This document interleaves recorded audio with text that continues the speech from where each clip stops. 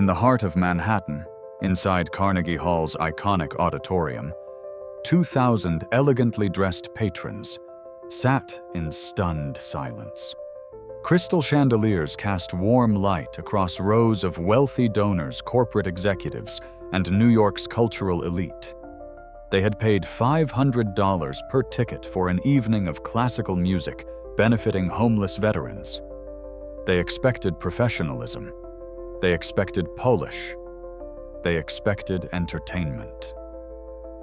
What they got instead was 47 seconds that would haunt them for the rest of their lives.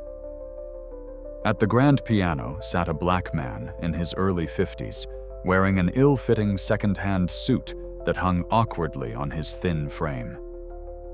His hands, calloused and scarred, trembled slightly as they hovered above the keys. Some audience members exchanged uncomfortable glances. Others checked their phones, assuming this was some kind of mistake. Then, he began to play. The first note hung in the air like a prayer. The second followed like a whisper. By the seventh note, a woman in the third row felt tears streaming down her face, without understanding why. By the 20th note, a CEO who hadn't cried in 15 years found his throat tightening. And at exactly 47 seconds, when the melody shifted into something that sounded like grief itself had learned to sing, the entire hall stopped breathing.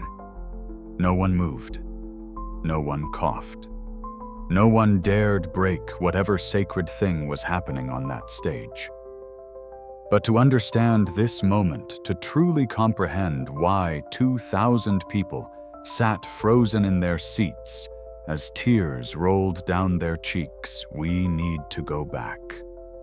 6 months earlier, to a warehouse in Brooklyn where a broken man was about to touch piano keys for the first time in 18 years.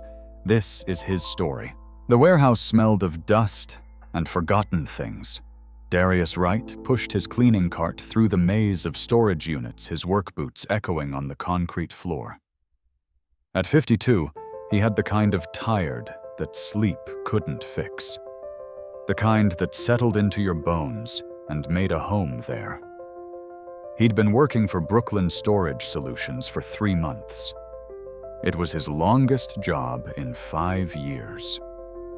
The owner, Mrs. Chen, didn't ask questions about his past, didn't mind the way his hands sometimes shook, didn't care that he lived in the men's shelter 6 blocks away. She just needed someone to sweep floors, organize inventory, and keep quiet. Darius was good at keeping quiet. He was moving boxes in Unit 47 when he saw it. Tucked behind a stack of plastic-wrapped furniture covered in a paint-stained tarp was a piano. Not just any piano. A Steinway Grand. Even under the dust and neglect, even with several keys yellowed and one of the legs slightly wobbly, Darius could see it had once been magnificent. His chest tightened. He should have walked away, should have finished his work and left, but his feet moved him forward like they belonged to someone else. His hand reached out. His fingers touched the fallboard, lifted it slowly.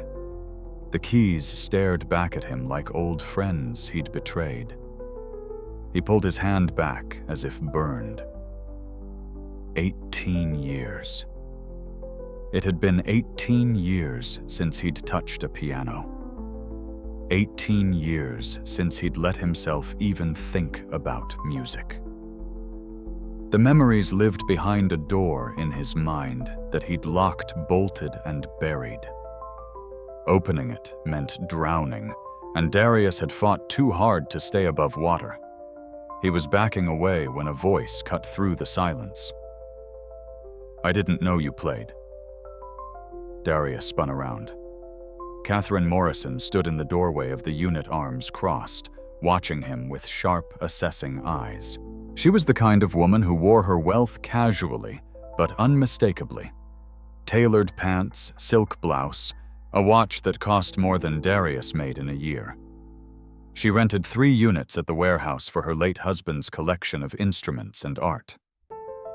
I don't Darius said quickly. Too quickly. Catherine stepped closer, her heels clicking on the concrete. Then why are you looking at that piano like it's a ghost? Just surprised to see it. Didn't know you had one. My husband collected instruments. That Steinway was his pride and joy. Her voice softened slightly. He died 2 years ago. Heart attack. I kept meaning to sell it, but... She trailed off, then shook her head.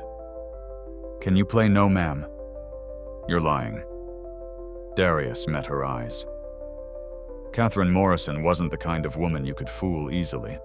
She'd made her fortune in real estate, had a reputation for seeing through people's bullshit with surgical precision. I used to, he admitted finally. Long time ago. How long? Long enough that it doesn't matter? Catherine studied him for a long moment. Then she did something unexpected. She walked to the piano, pulled out the bench, and sat down. Her fingers found the keys and played a simple C major scale. The piano was badly out of tune, but the notes still rang clear. Play something, she said. Ma'am, I need to finish my work, one song, anything. Then you can go.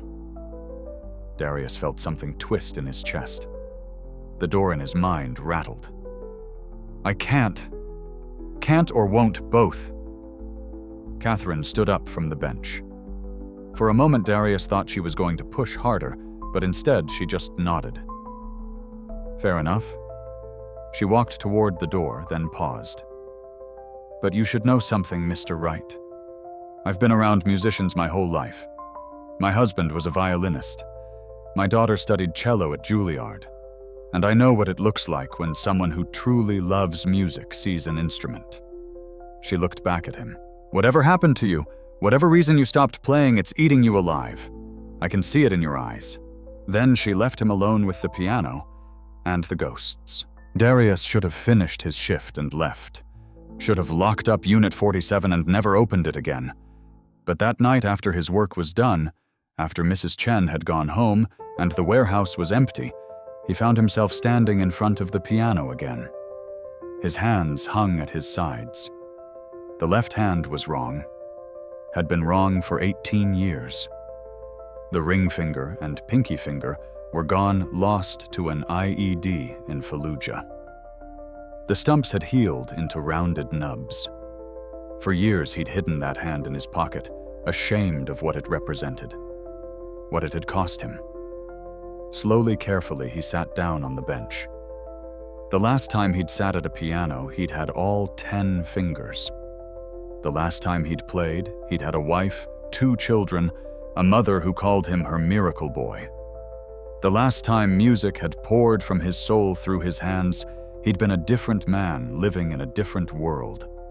That world was ash now. Everyone in it was gone. His right hand lifted, hovered over the keys. One finger descended and pressed middle C. The note rang out slightly flat, echoing in the empty warehouse. Then another note, then another. Not a song, just sounds, testing, remembering. His left hand joined, 8 fingers now instead of 10. The missing fingers created gaps in the chords holes where there should have been completeness. It sounded wrong, broken. Like him. He played a simple progression, C to F to G, the basic building blocks of 1,000 songs. His fingers remembered even if his heart had forgotten. They moved across the keys like water finding its old path, hesitant but certain. And then, without meaning to, without permission, he played the opening bars of a lullaby. The one he used to play for his daughter. The one that Nicole would hum while cooking dinner. The one that Aaliyah would request every night before bed, her small face serious as she listened, her hands conducting along with the melody. The door in his mind burst open, the memories flooded in, Nicole's laugh, Jaden's gap-toothed smile, Aaliyah's tiny fingers trying to reach the piano keys, the smell of his mother's kitchen, The sound of Detroit rain on windows, the feel of a life that mattered, a purpose that made sense, a future that stretched out, bright and endless. And then the fire. The screaming he couldn't stop because he was 6,000 miles away. The funeral he attended in a wheelchair with fresh burns on his arms. The emptiness that swallowed everything until there was nothing left but the shell of a man who used to be Darius Wright. His hands froze on the keys. His breath came in ragged gasps. He stood up so fast the bench scraped against the concrete. He walked out of the warehouse and didn't look back. But Catherine Morrison had been there, standing in the shadows of Unit 48, where she'd gone to collect a painting. She'd heard every note, heard the way the broken chords still carried something true and aching and beautiful, and she'd made a decision. 25 years earlier, in a different lifetime, Darius Wright was a kid from the east side of Detroit, with holes in his shoes and a gift that didn't make sense. He grew up in a neighborhood where gunshots were more common than birdsong, where the burned-out buildings outnumbered the occupied ones, where hope was a luxury most people couldn't afford. His mother, Teresa Wright, worked 3 jobs to keep their small apartment. She cleaned offices at night, worked the line at a stamping plant during the day, and did laundry for rich families on the weekends.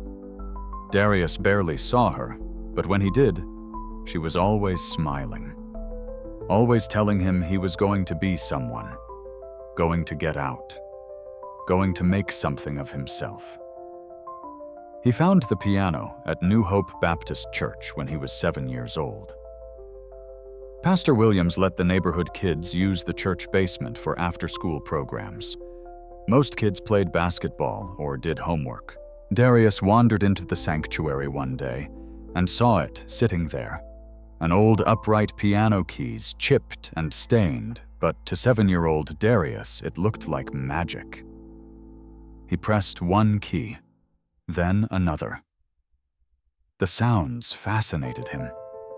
He started making patterns, finding combinations that sounded right together.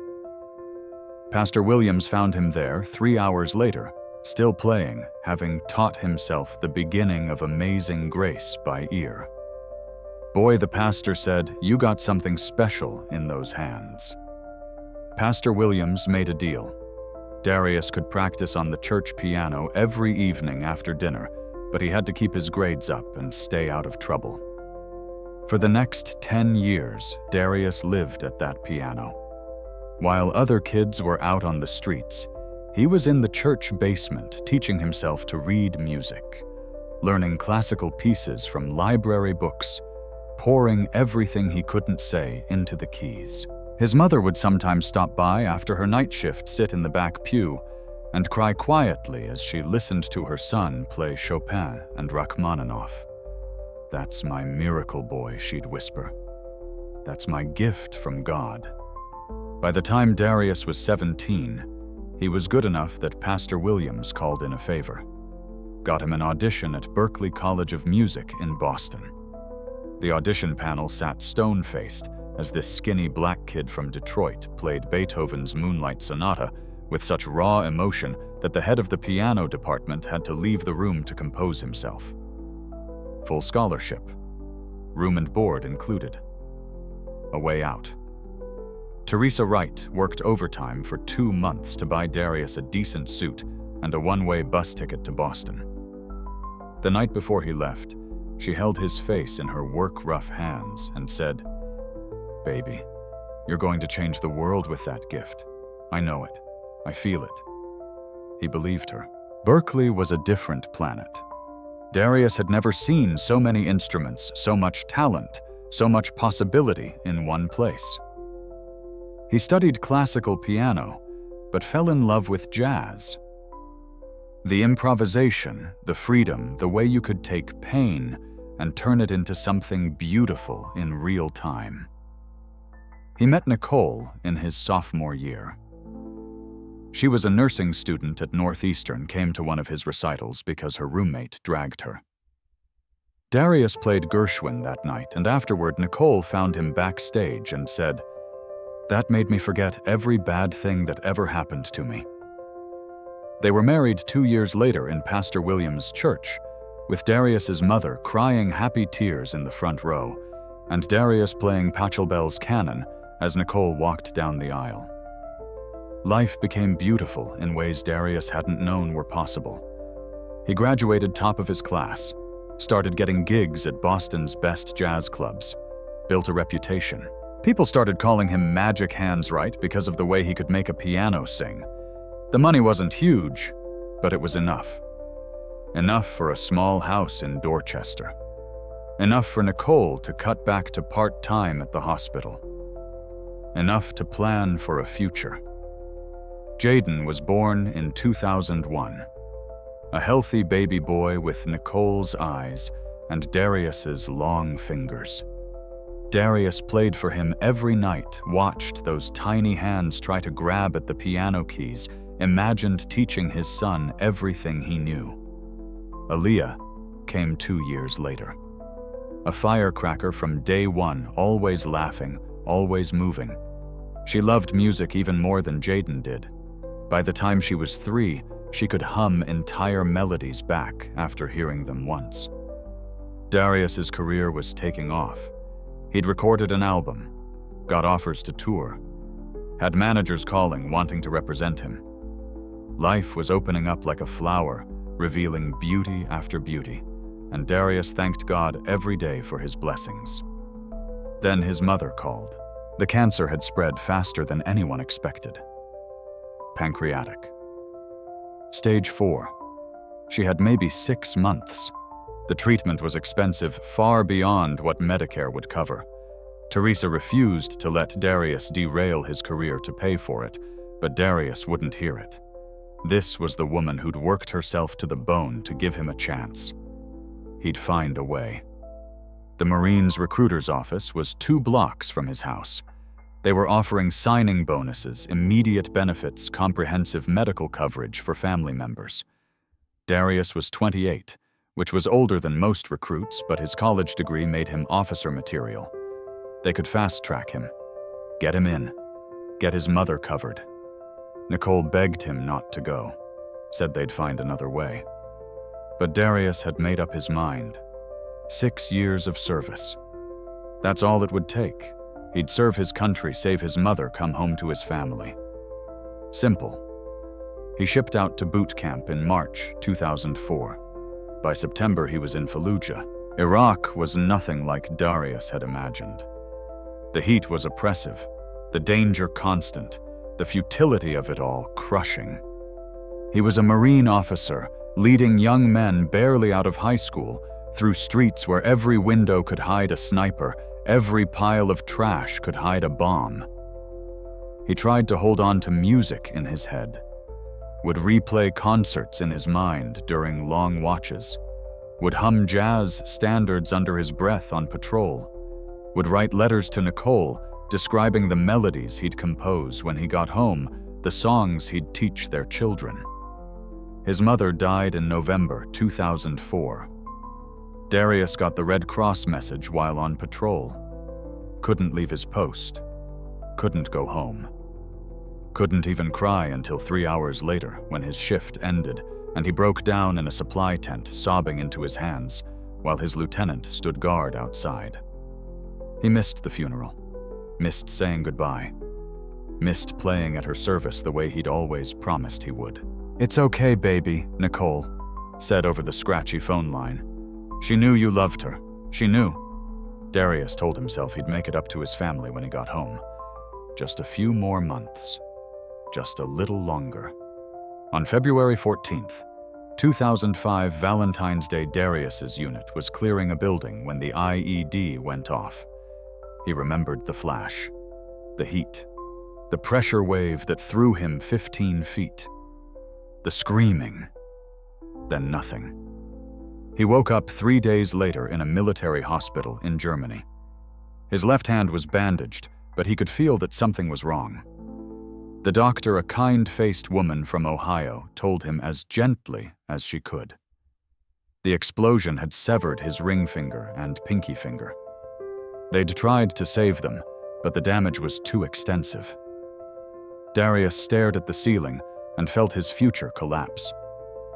But that wasn't the worst of it. That came 2 days later when his commanding officer walked into his hospital room with a chaplain.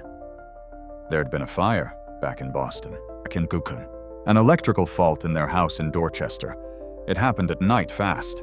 The smoke detectors malfunctioned. Nicole, Jaden, and Aaliyah never made it out. The chaplain's words turned into white noise. Darius heard tragic accident and died in their sleep, and no suffering, but none of it meant anything. The only thing he understood was that his wife and children were gone. Turned to ash while he was half a world away, unable to protect them, unable to save them, unable to do anything but survive an explosion that should have killed him. He wished it had. They discharged Darius with a Purple Heart, a medical pension, and phone numbers for PTSD counseling. He attended the funeral in a wheelchair. His left hand still bandaged his soul somewhere he couldn't reach. His mother was gone. His wife was gone. His children were gone. Everything that had ever mattered had been erased. After the funeral, he went back to the house in Dorchester. It was a blackened skeleton condemned by the city. He stood across the street for 3 hours, staring at the ruins, trying to understand how his entire world could fit inside those charred walls. He never went back. The first year was a blur of VA hospitals and prescriptions that didn't work. The second year was a descent into bottles that worked too well. By the third year, Darius had burned through his savings, stopped answering calls from concerned friends, stopped going to counseling, stopped pretending he was okay. By the fifth year, he was homeless. He drifted. Boston to New York to Philadelphia and back again. Slept in shelters when he could get a bed under bridges when he couldn't. Did day labor when his hands weren't shaking too badly. Drank to forget and woke up remembering everything. People tried to help sometimes. Veterans outreach programs, church groups, social workers with kind eyes and helpful pamphlets. Darius nodded and smiled and took their business cards and threw them away the moment they left. What could they possibly do? Could they bring back Nicole's laugh?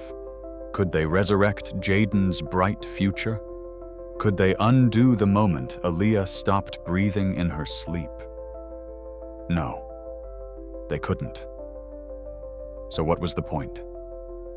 Music became his enemy. He avoided it like poison. If he heard a piano in a shopping mall, he'd leave immediately. If someone started playing guitar on the subway, he'd change cars. The sound of it hurt worse than anything physical could. It reminded him of who he'd been, what he'd lost, the gifts he'd squandered. His hands, scarred and incomplete, were constant reminders of his failure.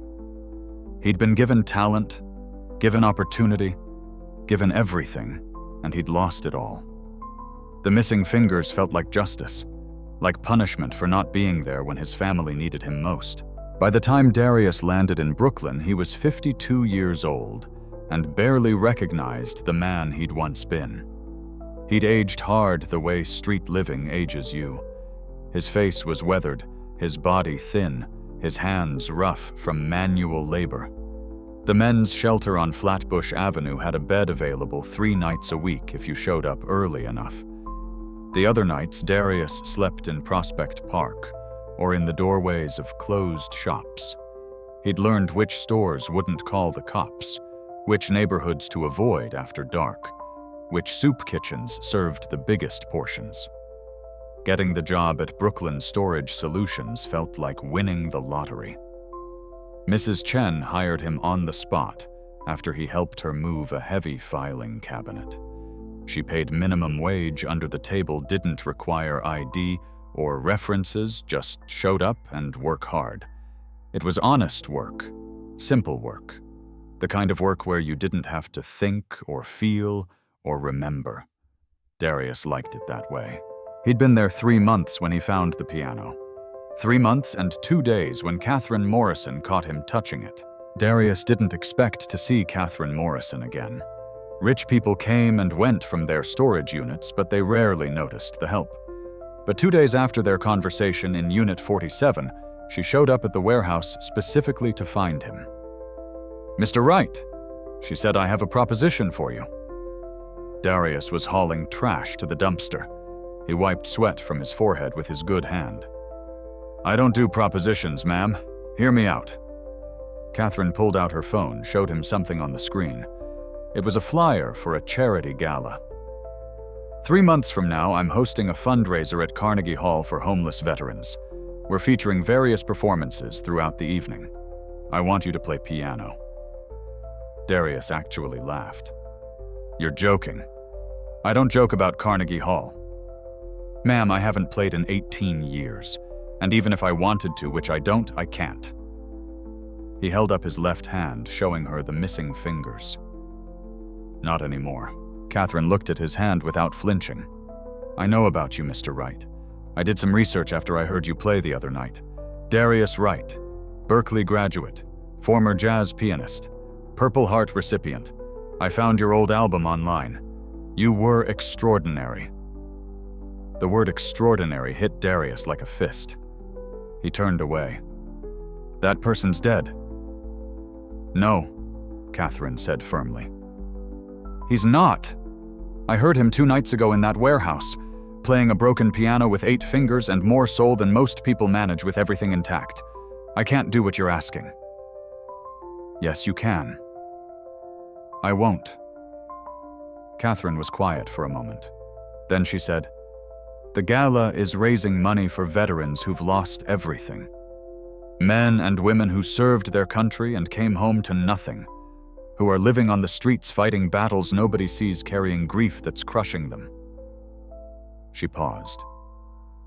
"Sound familiar?" Darius felt his jaw tighten. "They need to hear your story," Catherine continued. "Not from some politician or celebrity, from someone who's lived it, someone who understands. Your music could do that, could reach them in ways words never will." "My music won't save anybody, maybe not, but it might remind them they're not alone, that there's beauty even in broken things." Catherine's voice softened. "Isn't that worth something?"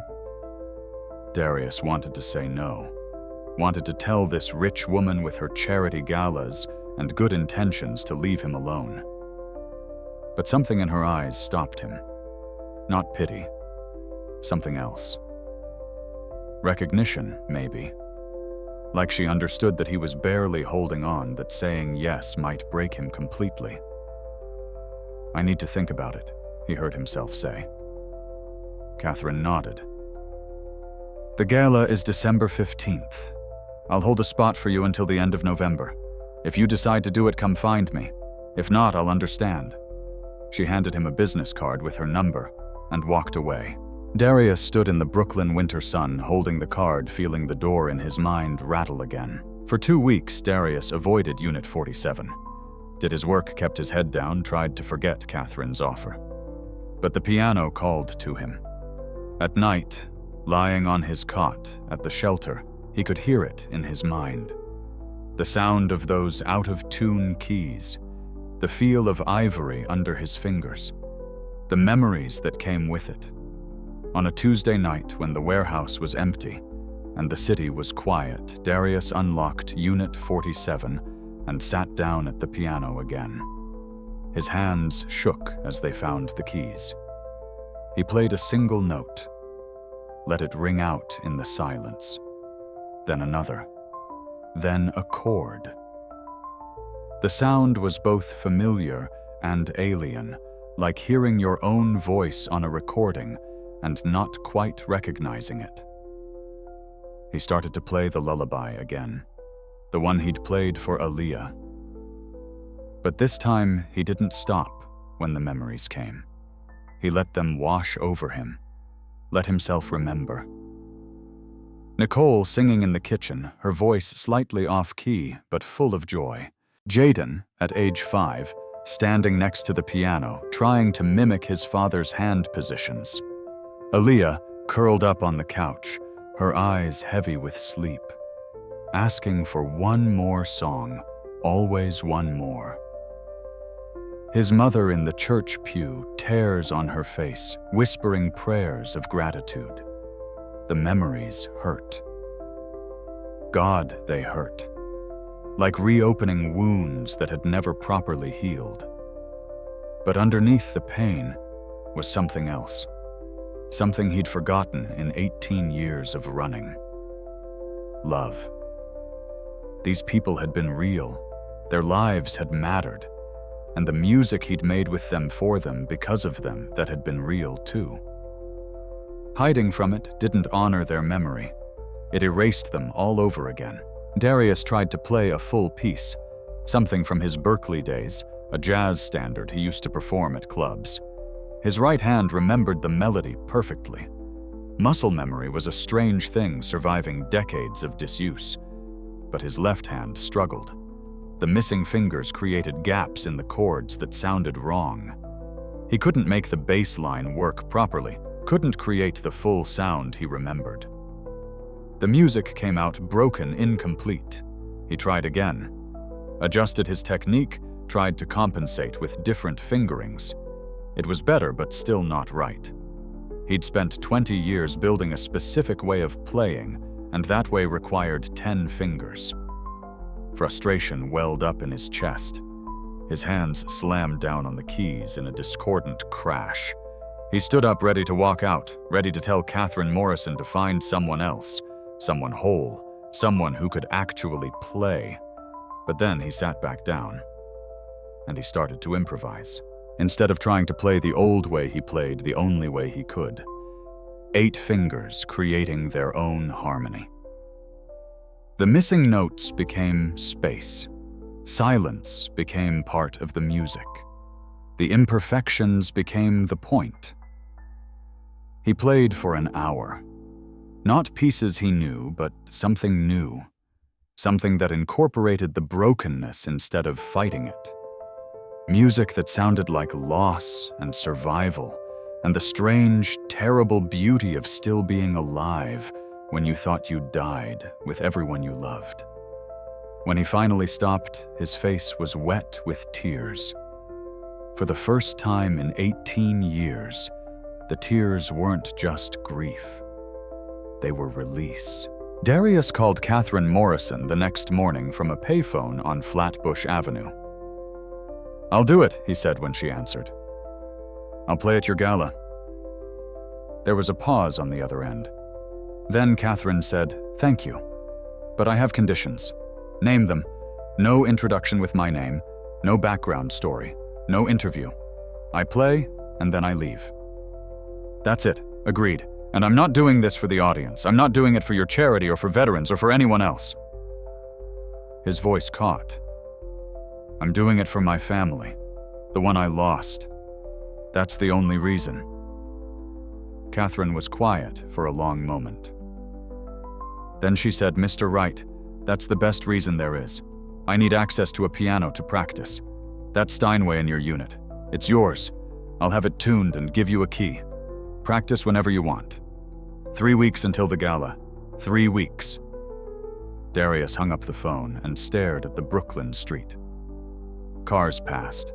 People walked by on their way to jobs and lives and futures. The city moved around him like it always did, indifferent to his pain, his decision, his fear. He went back to the warehouse and got to work. Catherine was true to her word. 2 days later, a piano tuner showed up at the warehouse and spent 4 hours working on the Steinway. When he was finished, the piano sounded the way Darius remembered pianos sounding. Rich and full and alive. Darius started practicing every night after his shift. From 9 p.m. until past midnight, he worked on building a new technique.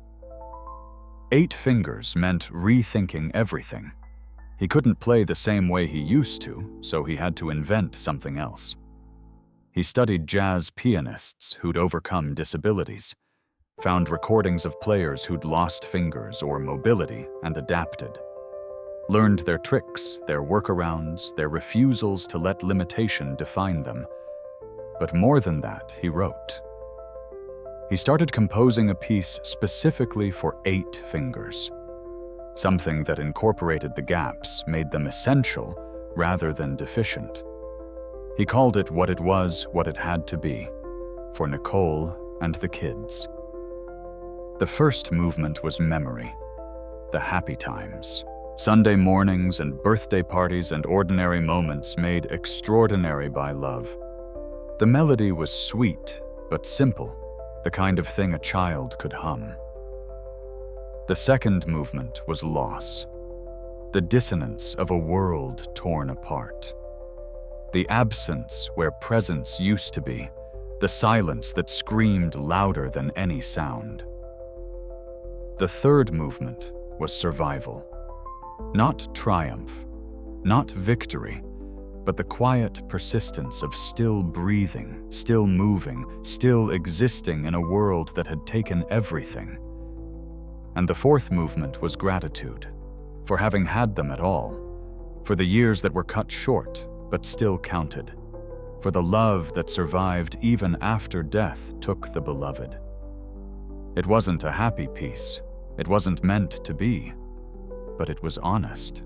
2 weeks before the gala, Darius almost backed out. He was in Unit 47, struggling with a particular passage in the third movement when the weight of what he'd agreed to do crashed down on him. Carnegie Hall, 2,000 people, cameras, expectations. He wasn't that person anymore. He was a homeless veteran who cleaned warehouses and slept in shelters. Who was he to stand on that stage and pretend his broken music mattered? He pulled out his phone to call Catherine and cancel. But before he could dial, she appeared in the doorway. She did that sometimes, showing up when he was practicing, sitting quietly in the corner and listening. He'd grown used to her presence. "Don't," she said. "Don't what? Don't call and cancel. I can see it on your face." Darius set the phone down. "I can't do this." "You can. You have been. For 2 weeks. This isn't for Carnegie Hall. This is for a warehouse in Brooklyn where nobody can hear me mess up." Catherine walked over and sat on the bench beside him. It was the first time she'd done that. "Can I tell you something about my husband?" Darius nodded. Robert was a brilliant violinist, played with the New York Philharmonic for 20 years, but he had terrible stage fright. Before every performance, he'd vomit, every single time. The pressure to be perfect would literally make him sick. She looked at the piano. One day I asked him why he kept doing it. Why put himself through that torture? You know what he said? "The music doesn't need me to be perfect. It needs me to be honest." Catherine met Darius's eyes. "Your piece, what you've written, it's honest. It's the most honest thing I've ever heard. That's what people need. Not perfection. Truth. What if they don't understand, then they don't understand. But some will. The ones who need to, they'll hear it." Darius looked at his hands. The scarred right hand. The incomplete left hand. Hands that had once moved across keys with effortless grace and now had to fight for every note. "I'm scared," he admitted. "Good," Catherine said. "That means it matters." The night before the gala, Darius couldn't sleep. He lay on his cot at the shelter, listening to men snore and cough and cry out in their dreams, and he thought about tomorrow. At 2 a.m., he got up and went for a walk. Brooklyn in winter, the streets empty and cold, the sky that strange urban orange that comes from too many lights and too much life. He found himself at a park bench where he sometimes spent his days, pulled out a small notebook he'd bought at a dollar store, and he wrote. Not music, words. A letter to Nicole. My love, tomorrow I'm going to play again, for the first time since you left. I wish you could be there. I wish you could hear what I've written for you, for our babies, for the life we should have had. I don't know if I can do this. I don't know if I'm strong enough, but I'm going to try, because you always believed I could do anything. I'm doing this for you, all of you. I love you. I will always love you. Darius. He folded the letter and put it in his pocket. Then he went back to the shelter and slept for 3 hours, dreamless and deep. When he woke up, it was December 15th, the day he would walk back into the world he'd left behind. Catherine sent a car for Darius at 5 p.m. A black town car that felt absurdly luxurious pulling up to the men's shelter while other residents stared. The driver, a kind-faced older man, held the door open like Darius was somebody important. Catherine had also sent a suit. A proper suit, tailored to fit him in a garment bag with a note. For tonight. You don't have to keep it after, but you deserve to look how you feel. K. Darius put on the suit in the shelter bathroom. Navy blue, crisp white shirt, simple tie. He barely recognized himself in the cracked mirror. The suit couldn't hide the weathered face or the scarred hands, but it made him look like a man with a purpose instead of a man barely surviving. The drive to Manhattan was quiet. Darius watched the city pass by the window, trying to remember the last time he'd been to Carnegie Hall. A lifetime ago, as an audience member, holding Nicole's hand while they watched a jazz legend perform. The car pulled up to the venue at 6:30. The gala didn't start until 7, but Catherine wanted him there early to get comfortable. The back entrance led through a maze of hallways to the backstage area. Darius had never been backstage at Carnegie Hall. It was smaller than he expected, more cramped. People rushed around with clipboards and headsets. Someone asked if he was the piano player for the third act. He nodded, unable to speak. Catherine found him in the green room, sitting alone, his hands clasped to keep them from shaking. "How are you feeling?" she asked. Terrified. "Good." She sat down next to him. "The Steinway from the warehouse is on stage. I had it delivered and tuned again this morning. So you'll be playing the same piano you've been practicing on." That small kindness almost broke him. "Thank you. The audience is filing in now. We're sold out. 2,000 people. There'll be some speeches, a few performances, then you'll play around 9 p.m. She paused. "Are you ready?" Darius thought about Nicole, about Jaden and Aaliyah, about his mother in that church pew, about all the years he'd spent running from this. "No," he said, "but I'm here anyway." The hour before his performance was the longest of Darius's life.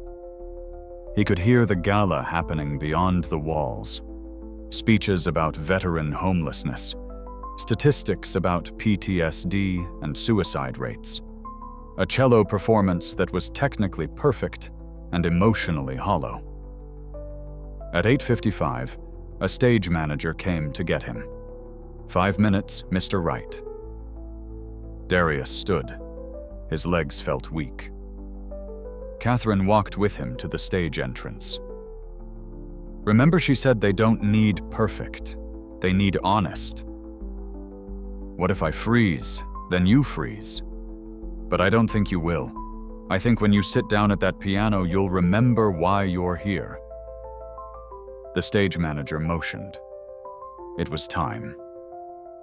Darius stepped into the wings and looked out at the stage. The Steinway sat in a single spotlight, looking both magnificent and lonely. Beyond it, he could see the audience, row after row of elegant people in expensive clothes holding champagne glasses, chatting quietly. They had no idea what was about to hit them. Catherine's voice came through the sound system, introducing him. "Our final performance tonight is from a pianist who has asked to remain anonymous. He is a Marine Corps veteran who served in Iraq." he is also homeless. His story is one of profound loss and quiet survival. What he's about to share with you comes from a place deeper than technique or training. It comes from the soul. Please welcome our guest to the stage. Polite applause, some confused looks. Why was a homeless man performing at Carnegie Hall? Darius walked out. The spotlight was blinding. Darius couldn't see the audience clearly, which was both terrifying and merciful. He walked to the piano on legs that didn't feel like his own, sat down on the bench, adjusted it slightly the way he'd done 10,000 times before in another life. His hands found the keys, hovered. The auditorium was silent, except for a few coughs, the rustle of programs. Someone in the third row whispered to their companion, "Is this really happening?" Darius took a breath. Then he began. The first note of For Nicole and the Kids was a single tone. Middle C, held for 3 full seconds. Simple, clear, pure. The second note joined it, then a third. The opening was minimal, almost stark. Just melody, no accompaniment yet. The sound of one hand speaking before the other joined in. At 7 seconds, his left hand entered, the 8-fingered harmony that he'd worked so hard to create. The missing notes were immediately obvious. The chords had gaps, but instead of sounding incomplete, they sounded like something else. They sounded like longing. By 15 seconds, the melody had established itself. Familiar somehow, like a lullaby from childhood. Sweet, but tinged with sadness. The kind of music that touches something primal in the human heart. At 23 seconds, the harmony shifted. A minor chord, where the audience expected major. The sweetness turned bitter. The lullaby became a dirge. At 31 seconds, Darius's right hand began to climb. Higher notes, faster rhythm, building toward something. In the third row, a woman named Patricia Osman felt her throat tighten. She didn't know why. The music was beautiful but also painful in a way she couldn't articulate. It reminded her of her brother killed in Afghanistan 7 years ago. The funeral she'd attended in a daze. The flag they'd handed her mother. At 39 seconds, the left hand began a walking bass line, 8 fingers creating a rhythm that should have been impossible, but somehow worked. The gaps in the harmony became beats. Silence became part of the composition. At 44 seconds, both hands came together in a chord that was barely a chord at all. Missing notes that screamed their absence, a sound that captured loss itself. At 47 seconds, the melody broke. It didn't stop. It broke, like a voice cracking with grief. The notes stuttered, hesitated, fell apart, and came back together slightly wrong, slightly damaged, but still trying. That's when the hall stopped breathing. Patricia Osman's tears came without warning, streaming down her face. She wasn't alone. All around the auditorium, people felt it hit them. This wasn't entertainment. This wasn't performance. This was a man bleeding out in music form, and they were witnessing it. The CEO of a hedge fund, a man who prided himself on never showing emotion, found his vision blurring. A socialite, who'd come because her husband made her attend, gripped her program so hard it crumpled. A young veteran sitting in the balcony there on a comp ticket closed his eyes and let the tears fall, because finally someone understood. For 30 seconds after that 47th second mark, no one moved. The music continued, soft and broken and beautiful, and 2,000 people sat frozen, afraid to breathe, afraid to break whatever sacred thing was happening. Darius played for 12 minutes and 37 seconds. He lost himself in it completely. Forgot about the audience, forgot about Carnegie Hall, forgot about everything except the music, and the memories it carried. The first movement was all the happy times. Sunday breakfasts with Nicole making terrible pancakes and laughing at herself. Jaden's first day of school, so proud in his new backpack. Aaliyah dancing in the living room to music only she could hear. His mother humming hymns while she cooked. The ordinary precious moments that you don't know are precious until they're gone. The melody was simple enough that people could follow it, could hum it in their heads, could feel it wrapping around their own memories of people they'd loved. The second movement shifted into minor key. This was the deployment, the goodbye at the airport. The long months of terrible phone connections and time zones that never aligned. The fear that lived in Nicole's voice when she tried to sound brave. The growing distance between him and his children as they grew up without him there. The music became more complex here. The right hand playing frantic searching patterns while the left hand stayed steady, grounded, trying to hold on. At 7 minutes in the second movement climaxed in a series of dissonant chords. This was the explosion. The IED. The moment everything changed. The notes crashed together like metal and fire and screaming. Then silence. 15 seconds of complete silence. In the audience, people leaned forward, confused. Was it over?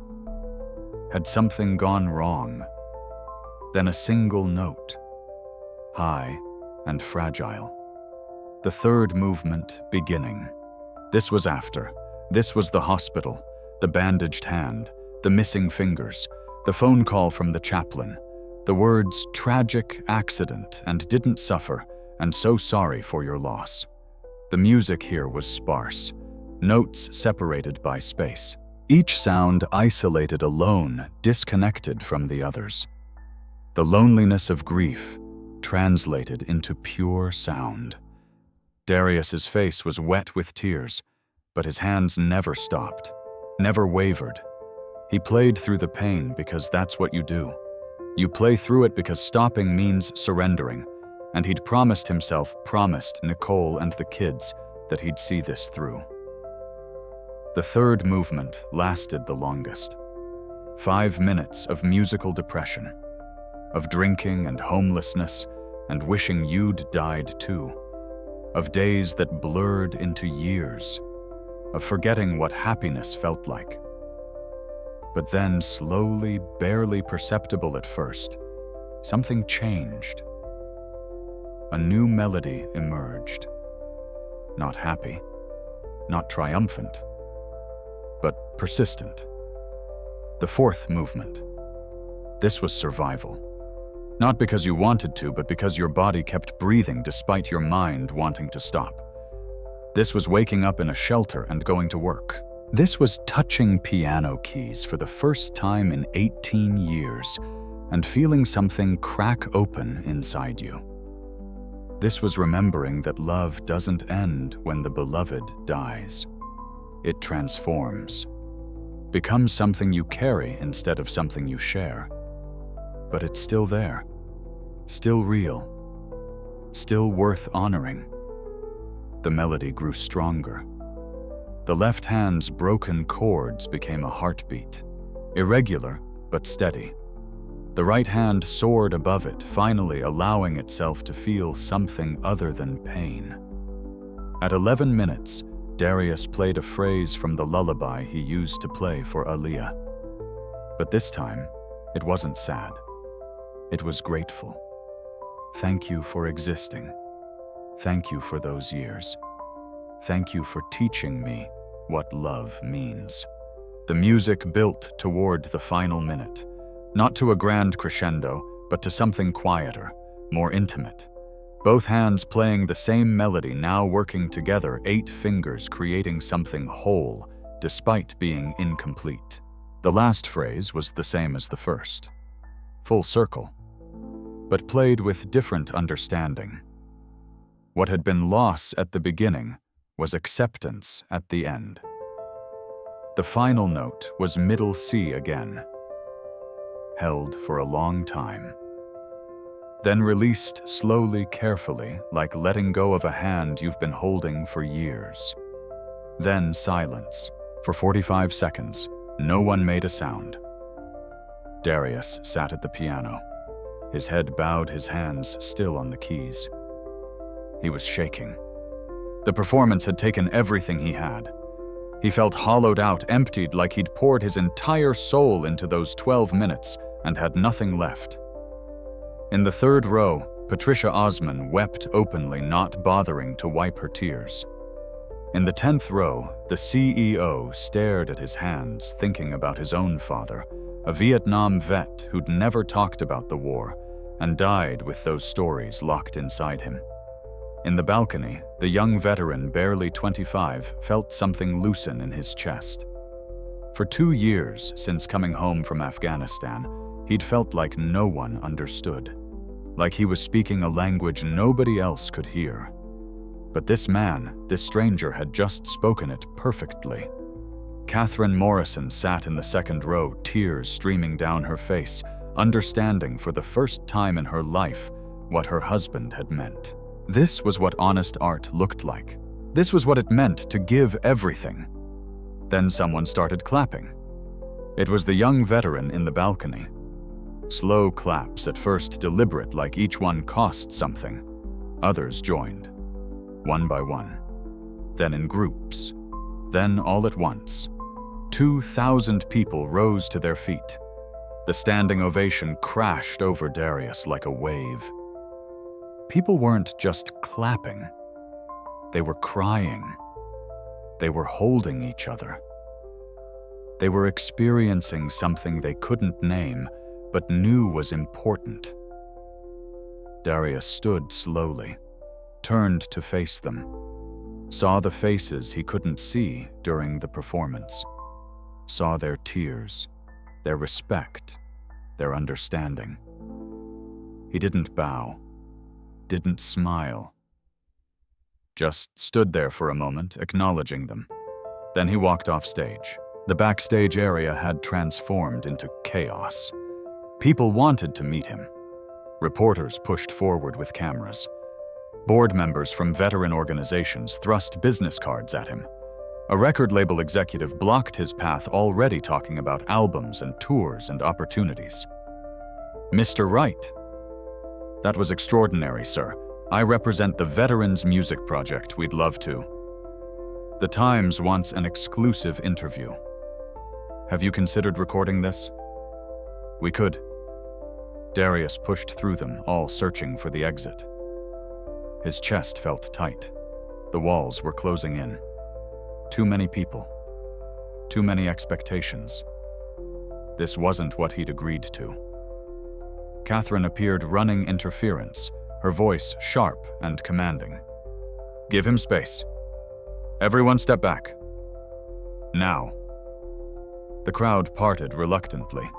Catherine took Darius's arm and led him to a quiet corner. "I need to leave," Darius said. "I know. Come with me." She guided him through a back hallway, away from the crowd, to a side exit that opened onto a quiet street. The December air was cold and sharp, shocking after the warmth of the hall. "I'm sorry," Catherine said. "I should have anticipated that." "It's okay." Darius leaned against the brick wall, breathing hard. "There are people who want to help you. Legitimate offers. Housing assistance, recording opportunities, therapy programs. I don't want any of it." Catherine studied his face. "What do you want?" Darius thought about it. "I want to go back to the warehouse, back to the piano, back to playing for Nicole and the kids." He met her eyes. "I didn't do this for them. The audience. I did it for my family. I know. That can't happen again. Tonight was what I needed to do. But it's done now." Catherine nodded slowly. "What about the money? The gala raised over $2 million tonight. A significant portion of that was because of your performance. The organizers want to give you a fee, no?" The word came out harder than he intended. "Give it to veterans. All of it. That's what tonight was for. Darius, I'm not taking their money, I'm not taking anything. I played, that's it. Now I'm leaving." Darius walked. Not to the shelter. Not anywhere in particular. Just walked through Manhattan's winter streets, letting the cold air clear his head. The performance had cracked something open inside him. He'd survived it. More than that, he'd said what he needed to say. Had honored Nicole and Jaden and Aaliyah the only way he knew how. Through music. It didn't fix anything. They were still gone. He was still broken. The world was still cruel and random and took the people you loved without warning or reason, but he'd faced it, walked back into the thing that hurt most, and came out the other side. That counted for something. Around midnight, he found himself on a bench in Central Park. The same letter to Nicole was still in his pocket. He pulled it out, read it again in the dim light from a street lamp. Then he folded it carefully and put it back. He wasn't ready to let go completely. Maybe he never would be. But he could carry them differently now. Not as weight that crushed him, but as love that sustained him. Catherine Morrison sat in her Fifth Avenue apartment, unable to sleep. She kept replaying Darius's performance in her mind. The way those 8 fingers had created something so devastatingly beautiful. Her entire life, she'd been around music. Her husband had been a professional. Her daughter studied at Juilliard. She'd attended thousands of concerts, donated millions to arts programs, considered herself sophisticated and knowledgeable about classical music. But tonight she'd heard something that made all of that feel shallow. Darius hadn't been performing. He'd been testifying. Bearing witness to a life that mattered to people who'd existed to love, that survived even after death. That was art. Not technique or training or perfection. Truth. The next morning, Catherine made a series of calls. She liquidated several investments, redirected funds, made decisions her accountant would question, but she knew were right. By the end of the week, she'd established a foundation. Free music therapy for homeless veterans. Piano lessons for anyone who wanted them, regardless of ability to pay. A program that valued honesty over excellence, healing over achievement. She didn't name it after herself or her late husband. She called it the 8 Fingers Foundation. Because sometimes what's missing is as important as what remains. 6 months after Carnegie Hall, on a warm June evening, a man walked into a warehouse in Brooklyn. Darius Wright was 53 years old. He still worked at Brooklyn Storage Solutions, still swept floors and organized inventory. He still lived at the shelter on Flatbush Avenue, still owned almost nothing, still struggled with memories that would never fully fade. But every evening after his shift, he unlocked Unit 47 and sat down at the Steinway. He played for an hour, sometimes 2, not for audiences, not for recognition, for Nicole and Jaden and Aaliyah, for his mother, for the man he'd been and the man he'd become. The music poured out of him different now, still broken in places, still carrying gaps where the missing fingers should have been, but honest, always honest. Sometimes Catherine would arrive and sit quietly in the corner listening. She never applauded, never offered commentary, just sat and received what he was giving. Other times, people would appear at the warehouse entrance, veterans who'd heard about him somehow, homeless men and women who'd been at the gala, or heard recordings that people had made on their phones, despite the rules against it. They'd stand in the doorway, listening, understanding in ways civilians never could. Darius never acknowledged them, kept playing, but he knew they were there. One evening, a young woman appeared, early 20s, nervous, carrying a violin case. "Mr. Wright," she said, when he finished a piece. He turned. "Yes, I'm Sarah Chen. Mrs. Morrison sent me. She said you might let me play with you sometimes. I just got back from deployment. Marines. I used to play violin before I enlisted, but I haven't touched it since I got home. Everything feels different now." Darius looked at her for a long moment, saw the familiar weight in her eyes, the grief, the disconnection. He gestured to the space beside the piano. "Play something." Sarah opened her case with trembling hands, drew the bow across the strings. The sound was rusty, unpracticed, but underneath the technical imperfection was something raw and real. Darius joined her on piano, found a harmony to support her melody. Their broken music filled the warehouse, imperfect and beautiful. When they finished, Sarah was crying. "Thank you," she whispered. Darius nodded. "Come back tomorrow if you want." She did, and the next day, and the day after that. Soon there were others. A guitarist with PTSD, a drummer missing half his left arm, a singer who stuttered when she spoke but never when she sang. The warehouse became a sanctuary, not formal, not organized, just a place where broken people made broken music and felt less alone. Catherine provided instruments, made sure the warehouse stayed open in the evenings, asked nothing in return except that they keep showing up. And Darius played, not to heal the world, not to save anyone, but to remember, to honor, to transform grief into something that could be shared. Because true art doesn't need perfection. It doesn't need fame or fortune or Carnegie Hall. It just needs honesty and 8 fingers willing to tell the truth. Late one night, alone in the warehouse, Darius played the lullaby one more time. The one he'd played for Aaliyah every night before bed. His daughter's favorite. When he finished, he spoke aloud to the empty room. "I hope you heard that, baby girl. I hope wherever you are, you and Jaden and your mama, you heard it. I love you. I will always love you. And I'm going to keep playing, not because it brings you back, but because it keeps you close." The warehouse was silent, except for the faint hum of the city beyond. Darius closed the piano lid gently, turned off the lights, locked the door, and walked out into the Brooklyn night, carrying his grief and his love like he carried his scars. Visible, permanent, part of who he was, but no longer crushing him, just reminding him that he'd lived, that he'd loved, that he'd lost everything and still found a reason to make music.